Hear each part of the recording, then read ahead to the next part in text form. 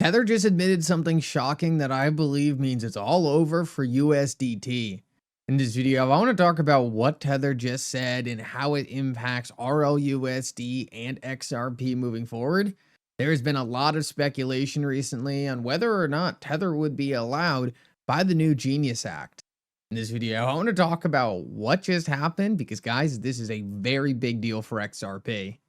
Like always, your support means so much to this channel. Thank you to everyone who takes the time to like these videos and subscribe to the channel. These two simple things really do help me out so much. Also, if you ever need a place to buy some XRP, make sure to check out my favorite exchange Uphold down in the description of this video. With that said, let's jump right into it, and I hope you guys enjoy the content. I want to start out this video and talk about something that really caught me by surprise, and that seems to be an admission that Tether is not going to be compliant in the United States. Now, this is something a lot of people had been talking about for a while, but there was also some speculation that because Trump brought in a whole bunch of people into his cabinet that were very close to Tether and USDT, that there was going to be some exception made. The first we really heard that this might not really be allowed is when we first saw the Genius Act being drafted. Now, in this thing, it seemed like they were cracking down on foreign issuers of stablecoins. And a specific note in the bill that it was actually passed said that the Treasury itself has the right to essentially shut down any foreign issued stablecoin trading in the United States. Now, that seemed to have Tether's name written all over it, but Tether's name wasn't written on it. And the thing that was so interesting is like people like Howard Lutnick, the CEO of Cantor Fitzgerald, who sits extremely close to Trump, well, he's very much invested in Tether. So it seems like one way or another, Tether was going to kind of sneak their way in. But we actually just had a huge admission from the CEO of Tether. Recently, an interview just dropped that essentially stated from the CEO himself that Tether is going to be launching a new stablecoin for the United States. Now, this literally proves that Tether is being cut out of the United States and what will be a regulated banking corporate stablecoin. Tether seems to have had the door slammed on them. Now, for a while, it was all speculation because it was like, okay, well, we haven't seen these laws actually applied. We don't know where Tether will fit in. Is Tether going to change to somehow make them self-compliant? But if Tether is now looking to say, hey, we're just abandoning Tether in the United States, we're going to launch a different stablecoin, that all but proves Tether is not compliant, and there's some issue going on the back end that is essentially forcing Tether's hand and causing them to restart on a new stablecoin. Now, in this interview, the CEO specifically says, hey, the current Tether coin is for emerging markets. We'll have a new coin for the United States. We'll see how that works out, because at the end of the day, all it does is segments and silos liquidity.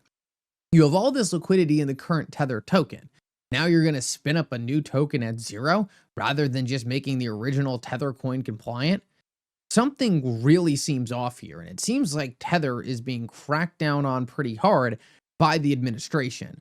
Like I talked about, this is something that a lot of people had forecasted happening. It was something that I kind of thought would going to happen, but I was always a little skeptical just because of how close so many people in the Trump admin sat to Tether. It seemed like Tether would be able to figure it out one way or another, right? Change the reserve profile, clean something up, pay some fines, whatever. But it looks like they are just choosing to say, you know what? We'll just make a new stablecoin.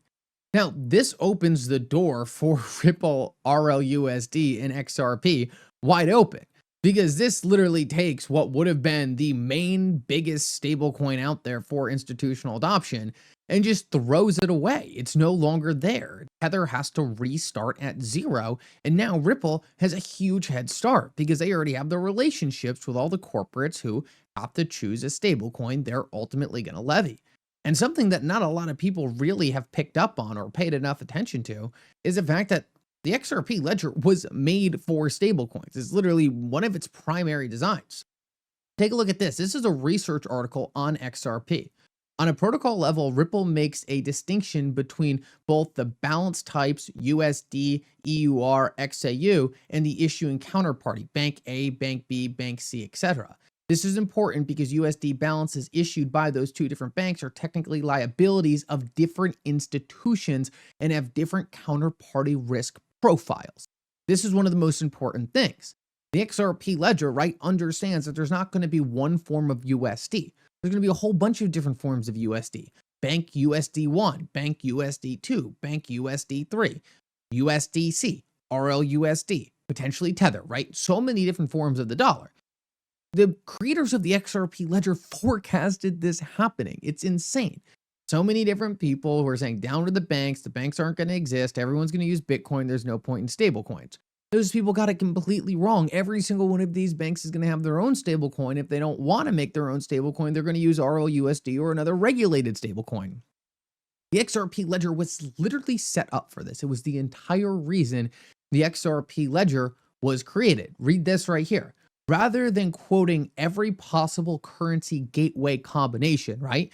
So rather than saying, okay, what's the exact trading pair between Ripple RLUSD and USDC and Bank 1A XRP and then this other bank and their stablecoin to this other stablecoin, and rather than making all these separate different connections and all these different liquidity profiles, XRP can serve as a useful bridge tool for market makers in creating liquidity between all the different corridors.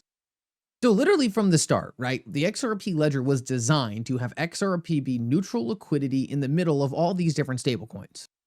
This same exact financial system we already have today is being created on chain. And one of the biggest problems with the financial system today is there's no neutral liquidity asset, right? You have to create all of these different trusted relationships. You have to take all this counterparty risk, but that can be completely eviscerated by putting a neutral reserve currency in the middle. So many people haven't had their head wrapped around this yet. So many people are hyper-focused on, oh, all these different stable coins are disrupting XRP. Oh, JP Morgan stablecoin, that's going to kill XRP. Bank of America stablecoin. Oh, Ripple launched RLUSD to replace XRP. This has been thought about since the extremely early days of the design of the XRP ledger. The XRP ledger was made with the understanding that there's going to be a lot of different forms of the dollar, a lot of different other currencies, and you need to create a pool of liquidity that interacts and interlinks all these different currencies. Whether it's USD to USD or USD to the peso or USD to a stock or a derivative, you don't want to have to create separated, segmented liquidity corridors.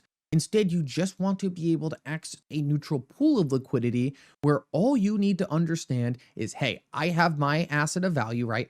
I'm the Bank of Mickle, and I have my Mickle stablecoin, and I just need to make sure this is liquid to XRP. If it's liquid to XRP, it's liquid to everything else. That way I don't have to call up JP Morgan or Bank of America or all these different providers in Circle and say, hey, by the way, I want to set up some relationships so we can create liquidity between my stablecoin and your stablecoin. It doesn't make any sense. I don't want to deal with those conversations. I don't want to deal with the counterparty risk. I don't want to deal with one of those people taking advantage of me. Let's just put XRP in the middle. As long as you're liquid to XRP, you're liquid to everything else. It's a game-changing formula on the entire architecture of the financial system.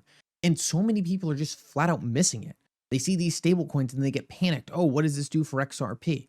This was the entire reason XRP was created, to solve the liquidity between all these different assets that are coming on chain. Ripple is one of the few companies and the people behind the XRP ledger to actually see this in the early days and forecast all of this correctly. And with all that said, there's one other very important reason why the XRP ledger, in my opinion, is going to win most of this.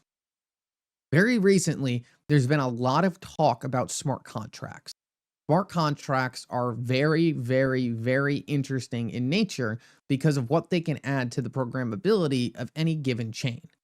But something that a lot of people are completely forgetting and completely missing out on is that pretty much every single layer one is just copycatting each other, building the same exact thing, a smart contract platform, right? Infinite smart contracts, infinite amount of developer optionality, build whatever you want, get whatever you want, boom. We have this infinitely scalable smart contract system. But the reason this has failed for Ethereum is because having infinite smart contracts creates a lot of clutter. Almost every single layer one blockchain has saw Ethereum do what they've done and said, let's just copy that. Let's just do it a little differently. Solana, Sui, every single layer one I can think of, just infinite programmability, infinite smart contracts. But there's one huge issue with this. It's becoming essentially consensus knowledge, that you don't need all these smart contracts. You probably need 5 or 6 major smart contracts to power an entire blockchain ecosystem. You don't need to give infinite programmability on the blockchain level. You just need to have the capability to have the smart contracts that are going to handle 95% of the financial transactions. Everyone went in one direction. In the same exact way, everyone in the early days thought down with the banks, down with the governments. The people behind the XRP ledger stood their ground. They said, look, we don't need all these smart contracts. Let's just implement the important ones, the ones that 90% of people are going to use. Things that allow things like tokenization, things that allow things like automated market makers, things that allow things like the DEX, right? The things that are critically important to any given financial institution. When financial institutions get involved with these different blockchain projects, they're not going to want to make sure they're not interacting with a wallet drainer. They're not going to want to make sure they don't have a malicious smart contract. They're not going to want transactions taking forever or having volatile gas fees. These are the problems with smart contracts. It's a dev environment. It's an experiment. It's, hey, what can we build and will it work? And that's what you can do with smart contracts. And it's special, but it's completely different than a production-based institutional environment. Something where there's strict rules and you don't have to worry about any kind of malicious, piece of code that you might not have known about before. This is what the XRP ledger is bringing to the equation.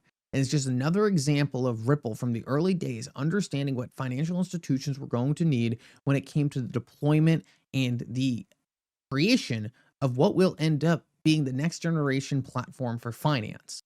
When you really zoom out and you take a look at what Ripple has done from the early days with XRP and the XRP ledger, there's been a lot of side narratives along the way, right?